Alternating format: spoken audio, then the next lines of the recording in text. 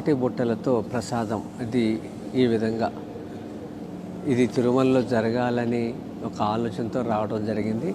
ముందుగా పిఠాపురం నియోజకవర్గంలో దీన్ని ఇంప్లిమెంట్ చేద్దాం అని ఆయన చెప్పడం జరిగింది. తిరుమలలో స్వామివారికి ఇస్తున్న నైవేద్యాలు ఇవన్నీ కూడా గోవింద భోగు దీని పేరు. తిరుమలలో ఏదైతే జరుగుతుందో అది కూడా ఇక్కడ నియోజకవర్గంలో ఇంప్లిమెంట్ చేద్దామన్నారు. అలాగే ఇక్కడ చూస్తున్న ఈ మట్టి వినాయకుడు ఈ ప్రభుత్వం రాగానే మొదటి పండుగ 100 విగ్రహాలని అక్కడున్న యువకులకి ఎకో కాంటెస్ట్ అనేవి పెట్టి భక్తి శ్రద్ధలతో నిమజ్జనం చేస్తే పర్యావరణ రహితంగా ఇంతవరకు భారతదేశంలో ఎక్కడ అలా జరగలేదు. ఇది చేతి సంచితో బజారుకి వెళదాం. ఒకప్పుడు 40 ఏళ్ల క్రితం ఇలా అలవాటు ఉండేది.